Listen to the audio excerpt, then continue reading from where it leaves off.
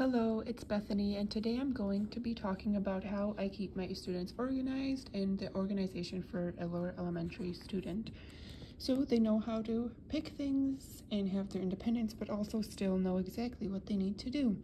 So it starts with their portfolio. I like the 2-inch binder, right? And they keep this on a shelf all together, so they're all together. I'll show you where it goes in a second, and their name is on the side here, plus they have their name here. I give this to them on the first day of school and they color it in.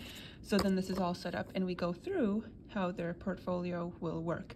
I have changed a few things from last year that I'm going to try new this year to make it more streamlined and, better for them to follow what they need to do. Although, here it is. I say it in every video that I talk about my work plan, but it is my favorite work plan. And if you would like to try it, it is in my free resource hub of Montessori resources if you want to try it. So it goes through the days, Monday, Tuesday, Wednesday, Thursday, Friday for their morning work. And then it goes through the days, Monday, Tuesday, Wednesday, Thursday, Friday for math, language, and cultural.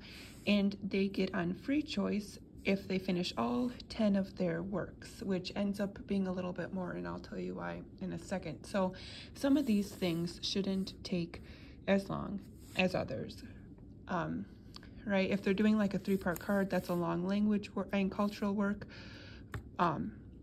but these should just take, at varying amounts of time depending on the student, and then math, language, and cultural. So I have my students complete a math card and editing before they eat snack. So typically that's what they do first. Some students don't. They say, well, I have a work left out, or I am going to do this first or that first. So there's different things that they choose to do, but typically they'll do a math card.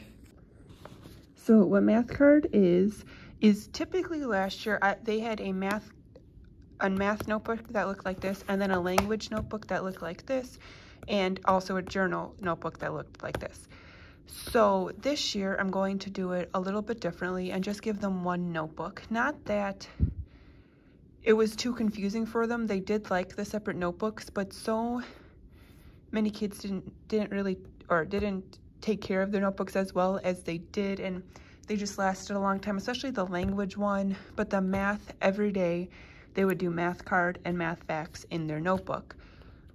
And then every day they would write in their journal notebook as one of their things. I can show you how they did that, but I'm going to change it a little bit this year and give them either if they need lines, or if they can just do the paper version like that, that's fine. But if they need lines, that's also fine. So or dotted lines. Obviously this one has lines too, but dotted lines. We'll see what I decide depending on the kids. Maybe I'll just give everyone this at the beginning, or the 1st and 2nd graders and the 3rd graders, but we'll see. Okay, so now they're just going to have one this year.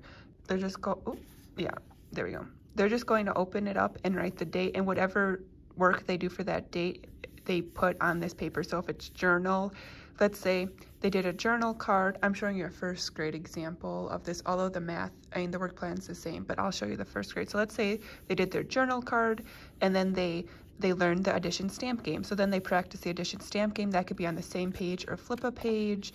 And let's say for language, they did alphabetizing. So then they would put their alphabetizing work in here too. So all of what it is the same thing, whereas before they would write their journal in one, write the date, their language in one, their math in one. But how I'm going to eliminate some of the journals or some of the notebooks is by having this. So editing, they have it all organized in here. So editing, this is my editing papers. They're also in my hub of resources, editing papers. And then for math card now, they'll walk over to the math, right, which is what they did before. They'll walk over to the math, pick a math card. All these equation cards are also in my free hub. And pick a math card, and then they will have a math page. Okay, so then here, and here, they would write in their math equations and solve them. And then I thought, well, what about division, but for the 3rd graders? But I figured they could solve it here and then write the answer up here. So then it should work for, or maybe multiplication too. The bigger ones can go on the back, solve it, and then write the answer, but they could write the equations here. So they have a spot for Monday, Tuesday, Wednesday, Thursday, Friday. So they know they finished their 3 math equations. And then we saw the editing page, and now journal. They will pick a journal card, and the kids do not go in order typically. But here's a journal card example. What is your favorite thing to do on the weekend? And then I wrote on the back, my favorite thing to do on the weekend is, and then they can either ask how to spell it or just spell it for themselves, or try to spell it. Sometimes they even leave spelling mistakes so then they can see the improvement, or, you know, things like that. But typically kids want to spell it the right way and will ask, which is fine. But I also have that there so they can write in a complete sentence.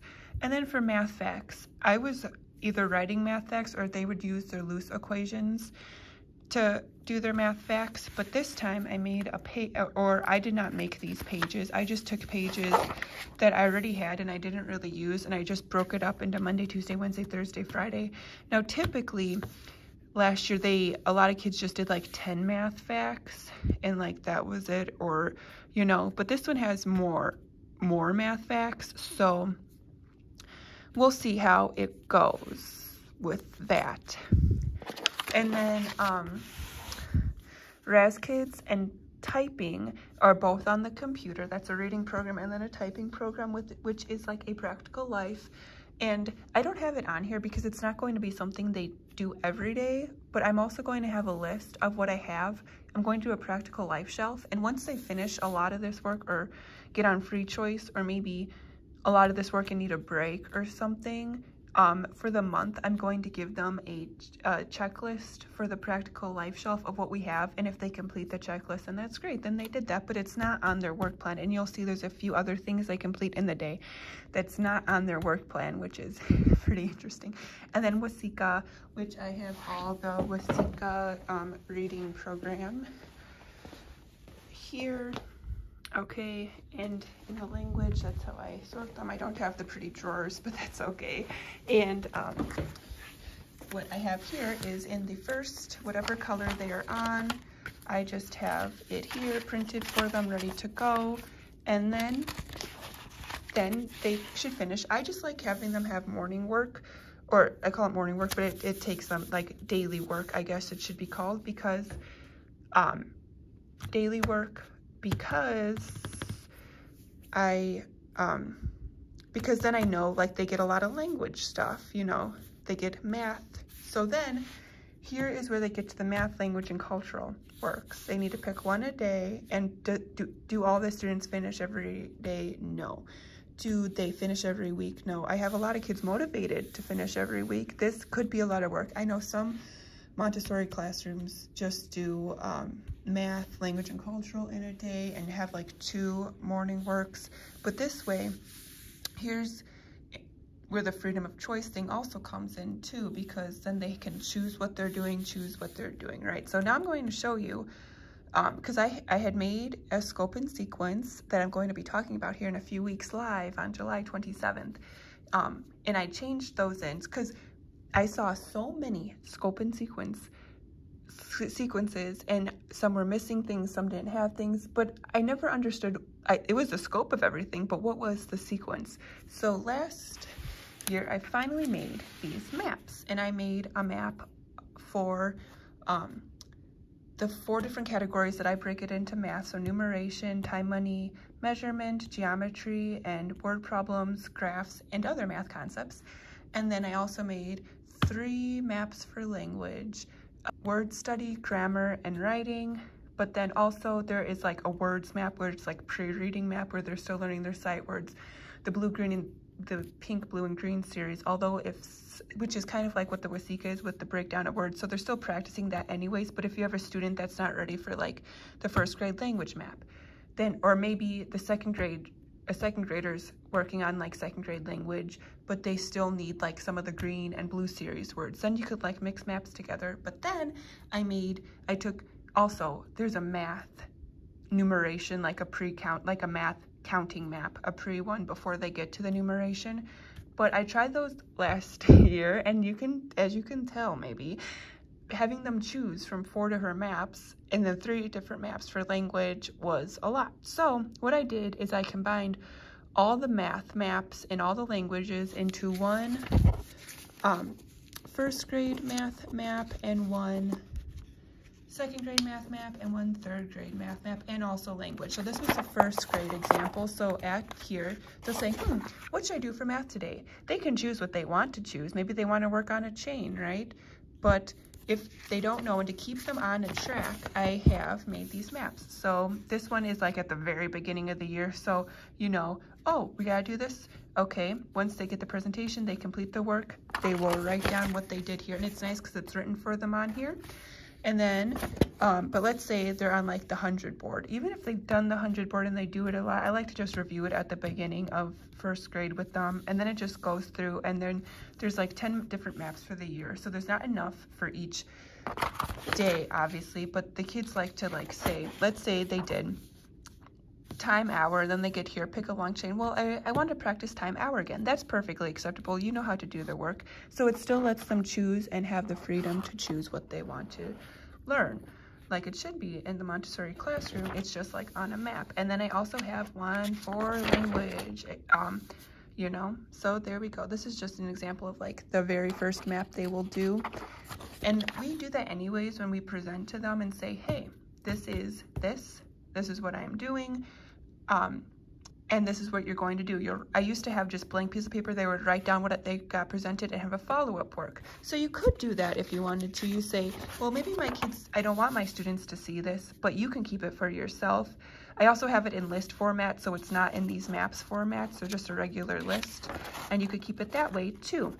So then they say, okay, maybe they want to walk in and do a language work. Let's see what's next to my math. Hey, Miss Bethany, can you present me nouns symbolize? And I'll be like, yes, I will, because I love the grammar nouns.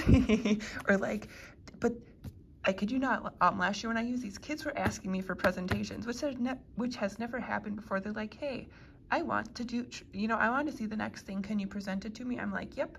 And anybody else that wants to come to the group can come too. So it's just, I don't know. The maps work so well.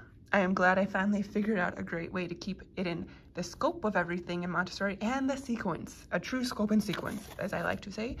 And then cultural, I don't have a scope and I have in my scope and sequence, I have all the cultural subjects, but I don't have maps for that because it kind of changes every year. And the first graders do something different than the second graders, obviously like the maps. But what I think I'm going to do is I did this one year.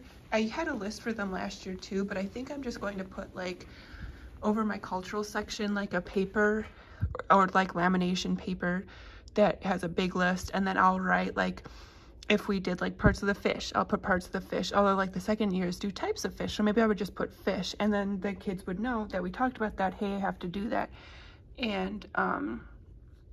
And I'm also lucky enough that we do use transparent classrooms, so I keep track of that in there. But this is a way for the students to keep track, and I'll also keep track for them on their, plus it's on their work plan, and I take pictures of their work plans every week, so I know what they did that week.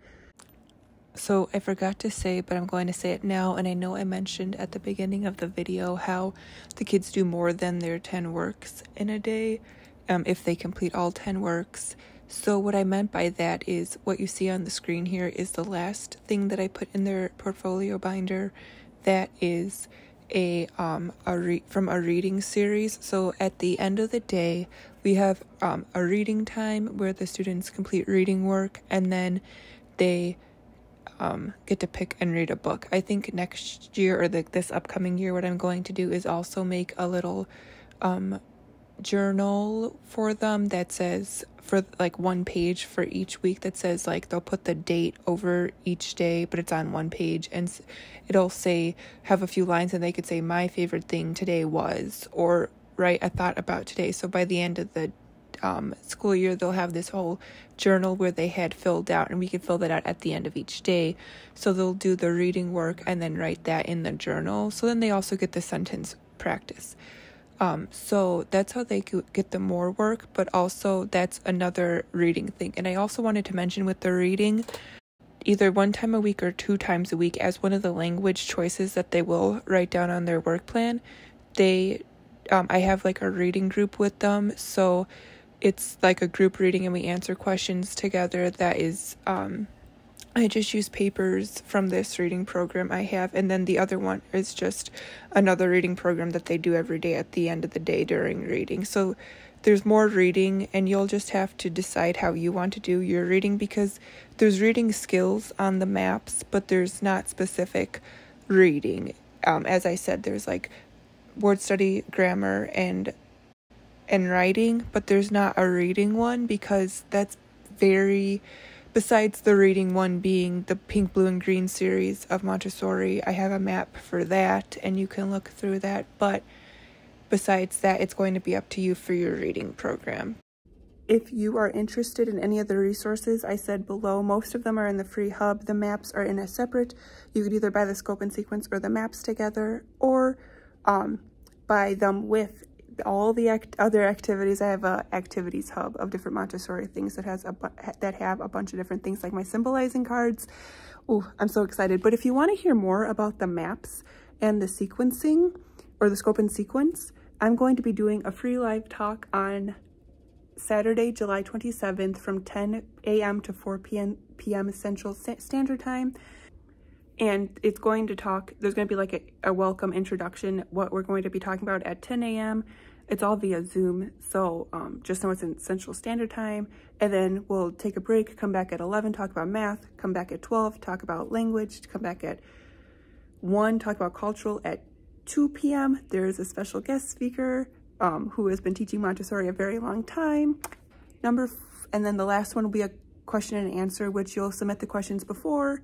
And then, yes, that would be great. And if you can't join the talk, but you would like a question answered, you could always email me, or maybe I'll leave the Google form down below so you can type in a question, and I'll try to answer that so I know what people are wondering, you know? But thank you so much for watching. If you enjoyed the maps, again, if you want to learn more about the maps, either visit the website or sign up at the link to join the talk.